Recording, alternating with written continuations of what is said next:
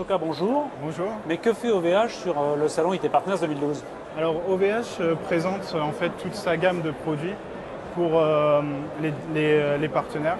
Donc aujourd'hui en fait on travaille surtout sur la téléphonie, on présente surtout les offres de téléphonie et de cloud. Mais aujourd'hui en fait on a une démarche d'aller plus loin avec nos partenaires sur tout notre ensemble de gamme de produits. Donc on a travaillé d'abord sur la téléphonie parce qu'on a en fait des offres on a besoin de proximité avec les clients.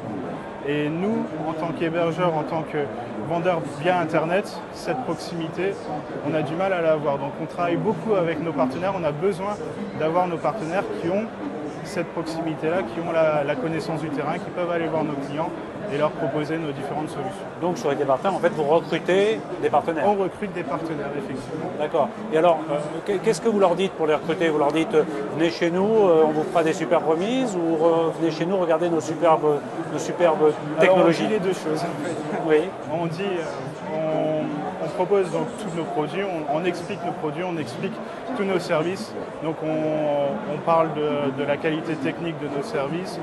OVH a toujours été très orienté technique. Et à côté de ça, on les attire aussi beaucoup par les prix. On fait des remises très intéressantes et on a déjà des prix qui sont de toute façon très intéressants. D'accord. Xavier, vous êtes client d'OVH. Qu'est-ce que vous achetez chez OVH en tant que revendeur? Tout à fait. Chez OVH, on achète à peu près pas mal de services. Donc ça peut aller de l'hébergement, qui est le métier d'origine d'OVH, à plus récemment de la téléphonie et du support SDSL, ADSL, pour véhiculer toute l'information numérique qu'on a besoin. Nous, en tant qu'éditeur d'IPBX sous Windows, on a besoin d'amener les communications voix avec une bonne qualité. Et OVH nous amène toute la souplesse d'une société à taille humaine et nous permet d'aller beaucoup plus loin dans ce qu'on peut proposer à nos clients finaux, sachant que nous-mêmes, étant exposants, on est là aussi pour trouver des revendeurs. Donc on achète nous-mêmes des produits chez OVH, mais aussi on les préconise à d'autres distributeurs.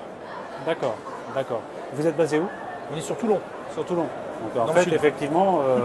ça ne nous a pas empêché lundi d'être à Lille, chez OVH, pour une journée, on va dire, humaine, à taille humaine d'un opérateur, ce qu'on ne retrouve pas forcément ailleurs. Et c'est pas trop compliqué, par exemple, de proposer des produits de VoIP en étant à Toulon, avec un opérateur qui est... L'Internet dématérialise tout cela très très bien, sachant qu'OVH maintenant pèse dans les plus gros mondiaux. On a quand même à très peu d'heures de route, ou d'heures de TGV, un opérateur qui est à notre écoute et qui est capable de créer des produits. On en a un exemple dans pas longtemps, de produits qui vont sortir sur le besoin de revendeurs. Donc ce qui prouve qu'OVH nous écoute et c'est quand même assez sympa. C'est quelque chose qu'on propose à nos revendeurs, donc on a voulu trouver un fournisseur qui fasse la même chose pour nous.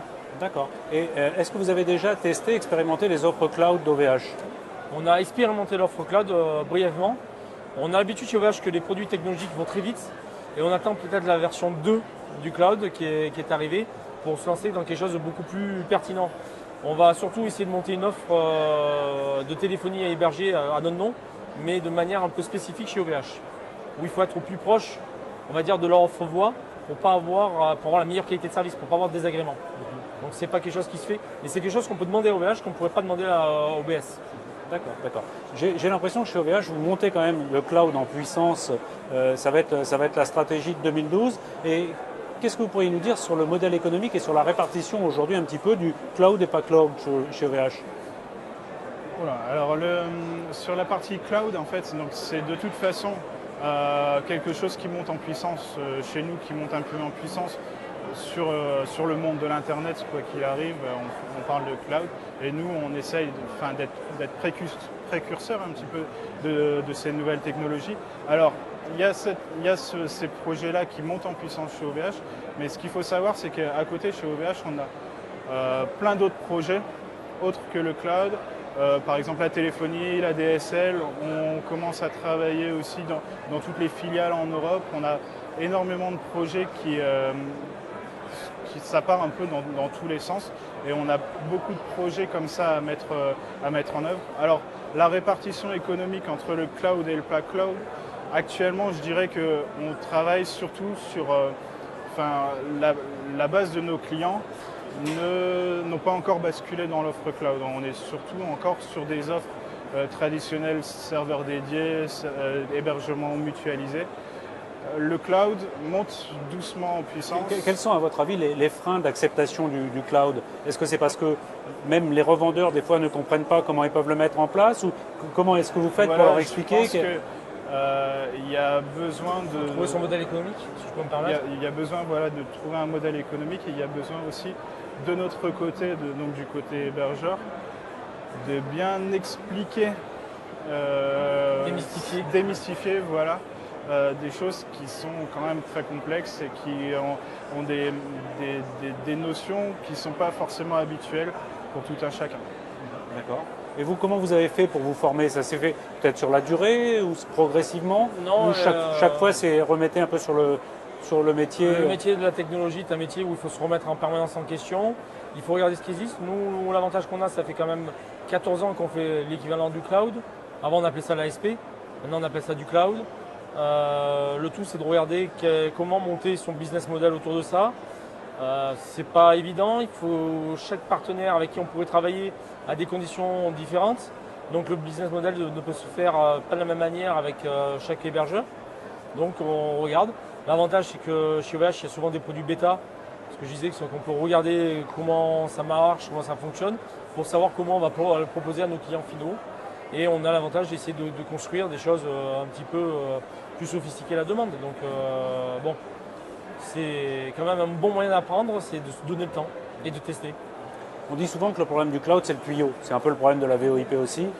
Comment est-ce que vous résolvez ça, vous, par exemple, à Toulon?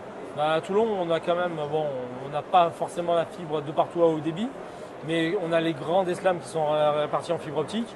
Et tout simplement en préconisant nos clients, pas de l'accès ADSL, mais l'accès SDSL, qui amène non seulement du débit dans les deux sens, mais aussi de la garantie de service, de la qualité, et choses qu'on ne peut pas forcément avoir avec la DSL.